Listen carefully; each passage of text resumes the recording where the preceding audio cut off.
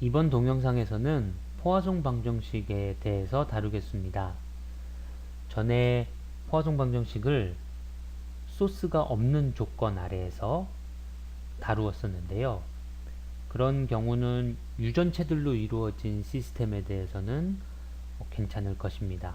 그렇지만 우리가 반도체와 유전체의 결합으로 이루어져 있는 시스템에서는 반도체 내부에 있는 전하량을 생각을 해주어야 되고요. 이번 동영상에서는 그 전하량이 바뀌지 않는 케이스를 생각을 해보도록 하겠습니다. 포화송 방정식을 원래 써보면 이와 같이 1차원에서 쓰여질 수가 있습니다. 여기까지는 특별한 가정이 들어가 있지 않고요. 다만 1차원 공간에서 생각해 준 것일 뿐입니다. 이때 이 R자 전하 밀도인 로는 어떻게 주어지냐면요. 반도체 소자 내부에서 P로 나타나는 홀의 기여분과 N으로 나타나는 전자의 기여분, 그리고 N 도핑이라고 나타낸 도핑의 기여분으로 나타나게 됩니다. 차지 덴시티이기 때문에 이게 단위가 단위 부피당 쿨롱의 형태를 가지고 있게 되고요.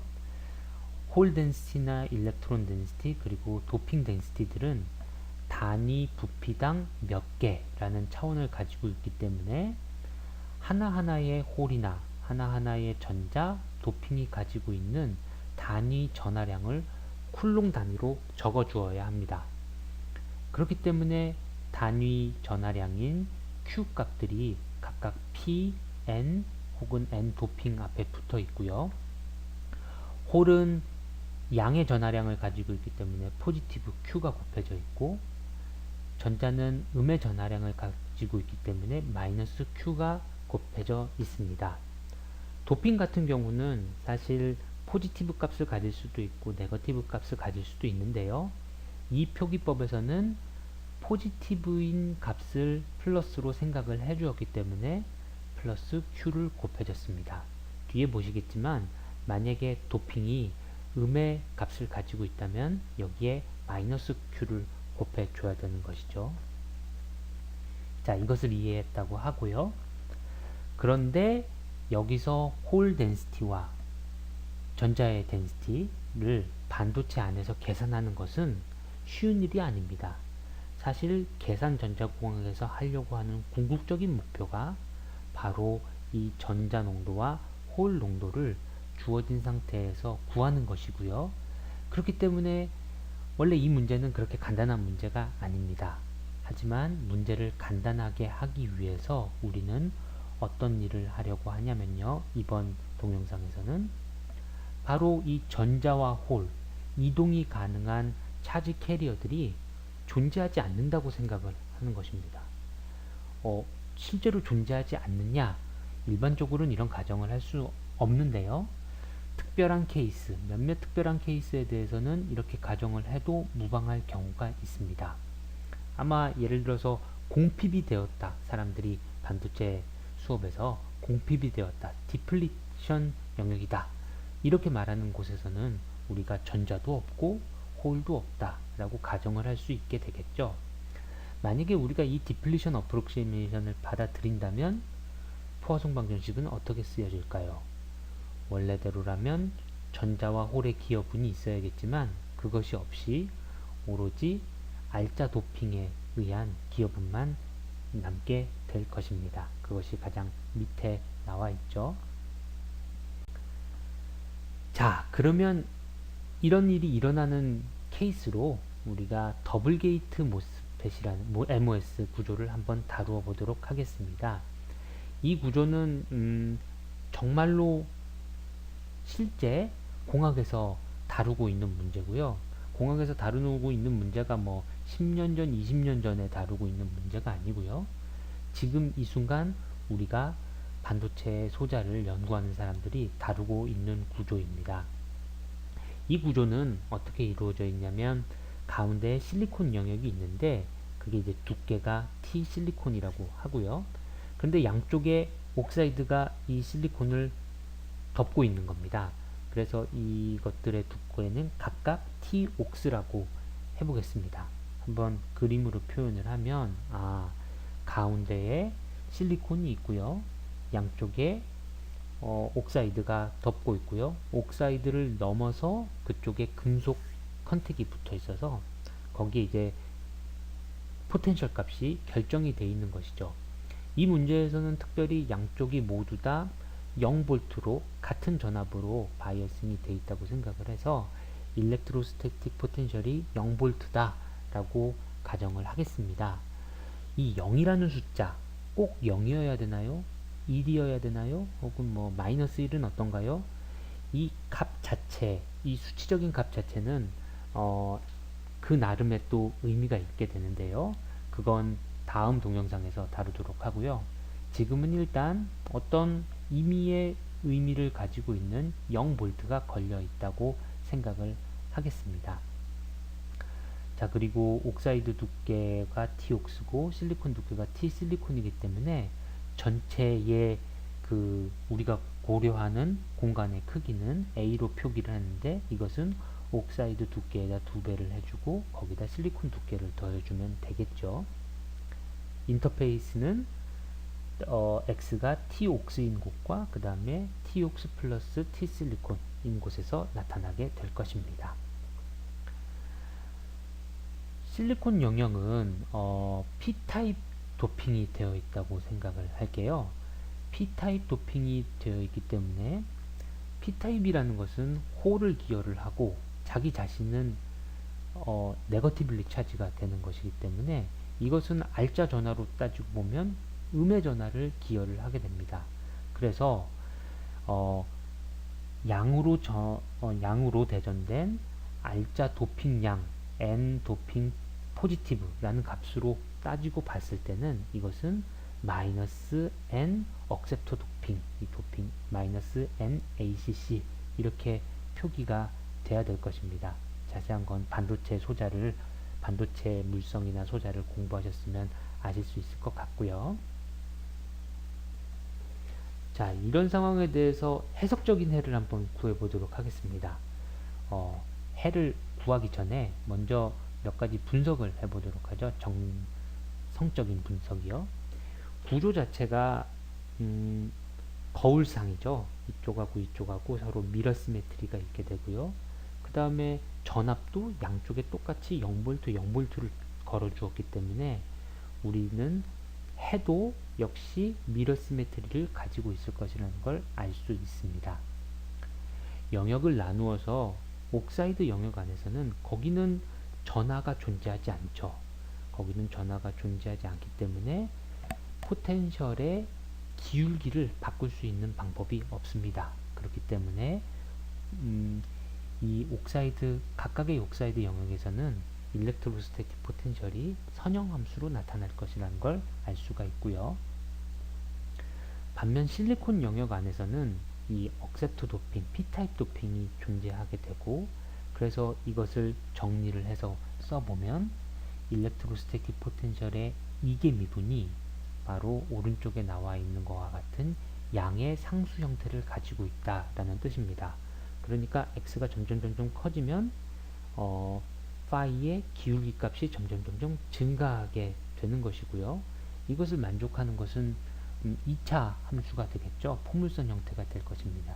그래서 이와 같은 것들을 고조를 해볼 때 실리콘 영역 안에서는 우리가 포물선이 그려지게 되겠구나 라는 걸 알 수가 있고요. 이제 위를 향한 어떻게 표현해야 될지 모르지만 이렇게 생긴 그림처럼 나타나게 되는 볼록한 부분이 아래를 향하는 이런 포텐셜이 나타날 것이라는 걸 쉽게 예상할 수 있습니다. 네, 그럼 직접 해를 구해보도록 하겠습니다. 포화송 방정식을 실리콘 영역에 대해서 적분을 해줍니다. 그러면 이 가장 바깥쪽에 있던 미분은 사라지게 되고요. 실리콘 영역이 끝나는 부분인 T옥스 플러스 T실리콘 혹은 T옥스에서의 d-phi over dx의 차이를 구해주면 됩니다. 그게 바로 왼쪽에 나타나 있고요. 원래 식에서는 우변에 QNACC over 입실론 실리콘이 있었죠. 근데 그것을 두께 T 실리콘에 대해서 적분을 해 주었기 때문에 단순히 T 실리콘만큼 곱해주면 되게 됩니다. 자, 그러면 이제 우리가 요 값들을 그 왼쪽에 있는 일개미분들을 구해야 되는데, 이 일개미분을 바로 그 경계면에서의 일렉트로스태틱 포텐셜의 값으로 알아낼 수가 있습니다. 이유는 다음과 같은데요. 우리가 계면을 컨택에서의 포텐셜을 0으로 설정을 해 주었기 때문에 이 옥사이드 영역에서는 그냥 선형 함수가 되고요. 그렇기 때문에 그 안에서의 일개미분값은 파이를 T옥스에서 계산한 값을 T옥스로 나눠준 그 값이 옥사이드 영역에서의 일개미분값이 될 것입니다. 하지만 실리콘과 옥사이드가 유전율 차이가 3배 차이가 나기 때문에 그것을 3으로 나눠준 값이 바로 실리콘 영역에서의 일개미분 값이 되겠죠. 그러면 이 사실을 이용을 해서 우리가 일렉트로스태틱 포텐셜을 구해보면요, 가장 마지막과 같은 그런 해석적인 해를 알 수가 있습니다. 결국 이 값을 알고 있으면 옥사이드 안에서의 기울기도 다 직선으로 구할 수가 있게 되고요. 그 다음에 포물선의 개형도 우리가 잘 구해낼 수가 있게 됩니다. 그러면 이제 이걸 실제로 컴퓨터를 사용해서 풀어볼 텐데요. 컴퓨터에서 사용하기 전에 먼저 적합하게 스케일링을 하도록 하겠습니다. 무슨 소리냐면요, 원래 꼴은 제일 위에 나와 있는 식과 같이 이렇게 포화송 방정식을 쓸 수가 있게 되는데요. 하필이면 여기서 입실론이라든지 아니면 dx라든지 이런 값들이 SI 유닛 시스템에서 보면은 매우 작은 값들입니다. 입실론 같은 경우에는 한 10의 마이너스 12승의 오더를 가지고 있을 것이고요. dx도 SI 유닛으로 따지고 보면 한 10의 마이너스 10승이라든지 뭐 이 정도의 값을 가지게 되죠. 그렇기 때문에 이대로 만들면 매트릭스 안에 들어가는 숫자들이 너무 작은 숫자들이 들어가거나 너무 큰 숫자들이 들어가거나 그럴 가능성이 있습니다. 그래서 이것을 매트릭스를 좀 더 좋은 매트릭스를, 수치적으로 좀 더 좋은 매트릭스를 만들기 위해서 다음과 같은 작업을 했습니다. 두 번째 식을 보시면요, 단순히 양변에다 델타 x를 곱해줬고요. 양변에다 동일한 값을 곱해줬으니까 이것은 식을 바꾸지 않겠죠. 그리고 양변을 또 똑같이 입실론 제로로 나누어줬습니다. 역시 동일한 값으로 나누어졌기 때문에 등식은 여전히 성립을 하게 되고요. 이렇게 하면 무슨 점이 좋으냐면 이 좌변에 있는 입실론 값이 입실론 제로로 스케일링이 되었습니다. 그 전에는 10의 마이너스 12승 오더였던 혹은 10의 마이너스 11승 오더였던 이 값이 이제는 그냥 3.9, 11.7과 같이 우리가 다루기 좋은 숫자로 바뀌게 된 것이고요. 그리고 델타 x를 곱해주는 이유도 dx 값 자체가 아주 작은 몇 나노미터의 오더를 가지고 있기 때문에 다시 델타 x를 곱해서 이것도 원래 값에 맞도록 만들어준 것입니다. 그러면 이렇게 스케일된 버전을 x가 i라는 점 근처에서 한번 적분을 해준 결과를 이산화된 형태로 쓰게 되면 가장 마지막과 같은 식으로 나타낼 수가 있습니다. 이 식이 왜 이렇게 되는지에 대해 가지고는 좀 천천히 살펴보도록 하시고요. 그래서 우리는 이 스케일링된 이산화된 버전을 사용을 해가지고 포화정 방정식을 풀어보도록 하겠습니다. 자, 매트랩 예제인데요. 먼저 구조를 설정을 해야 됩니다. 근데 이제 물리상수인 뭐 진공의 유전율이라든지 아니면 엘리먼트리 차지인 Q 같은 것들은 위와 첫 번째, 두 번째 줄과 같이 이렇게 설정을 해줄 수가 있고요.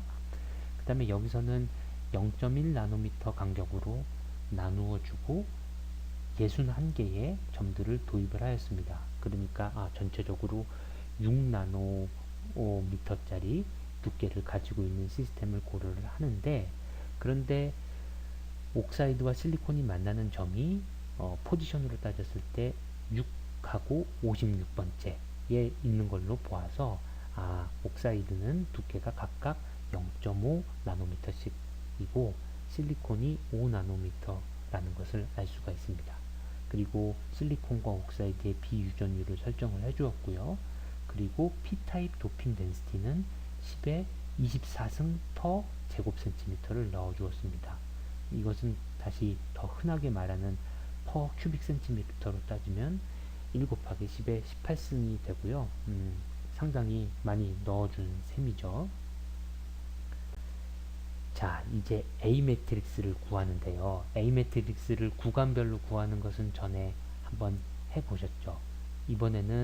전에는 계면이 하나였기 때문에 세 가지 케이스로 나눴지만 이제는 계면이 두 개이기 때문에 5개의 케이스로 나누어 줘야 합니다. 인터페이스, 첫 번째 인터페이스보다 인덱스가 더 작을 경우에, 그 다음에 그 계면, 그리고 그것보다 클 때, 그리고 두 번째 인터페이스, 그리고 마지막으로 가장 오른쪽일 때, 이와 같이 설정을 잘 해주실 수가 있고요. 보시면 다 비슷비슷해 보이지만 개수들이 하나는 옥사이드의 상대 유전율이 들어가 있고, 또 하나는 실리콘의 상대 유전율이 들어가 있고, 이렇게 조금씩 다르다는 것을 보실 수가 있습니다. 그리고 A의 1,1 그리고 A의 n,n은 경계 조건을 위해서 이렇게 들어가 있고요. 이번에는 이제 벡터 B가 전에는 모두 다 0이고 가장 끝에서 n번째 성분만 1이었죠. 그런데 이번에는 n번째 성분은 1일 필요가 없습니다. 왜냐면 우리가 거기도 0볼트를 걸어 주었기 때문이죠.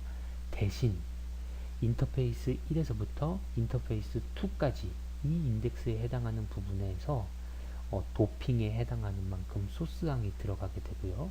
그것이 요 식에 나타나 있습니다.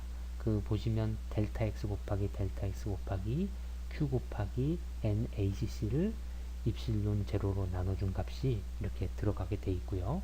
그런데 인터페이스 1번이라든지 혹은 인터페이스 2번이라든지 하는 곳에서는 이 전체 공간이 그 점들이 차지하는 전체 공간이 다 실리콘이 아니고 그 중에서 반만 실리콘이기 때문에 이렇게 끝에 0.5를 곱해주는 이런 일을 하게 됩니다. 그러면 이제 AX는 B에서 A하고 B를 잘 구했고요. 이로부터 X를 구해보면 다음과 같이 나타나게 됩니다. 자, 제가 범례를 붙이는 일을 하지 않았는데요. 여러분들은 범례를 늘 붙이는 습관을 가지도록 하시고요. X축은 포지션, 나노미터로 나타낸 포지션이고 Y축은 포텐셜입니다. 볼트 단위로 나타낸 포텐셜이죠. 그래서 양쪽에는 0볼트로 걸어주었기 때문에 0볼트가 걸려 있고요. 각각의 0.5 나노미터까지는 옥사이드이기 때문에 거기서는 직선의 형태로 나타나고 있고요. 그리고 그 사이의 실리콘 영역에서는 예쁜 포물선 형태가 나타나는 것을 보실 수 있습니다. 하나 체크해 보실 것은 NaCC를 저는 지금 10의 18승 per 큐빅 센티미터를 가지고 계산을 했는데요. 여러분 같은 경우엔 이 값을 바꾸어 가면서 NaCC 값이 바뀜에 따라 어떻게 계산 결과가 바뀌는지를 한번 확인해 보시길 바랍니다.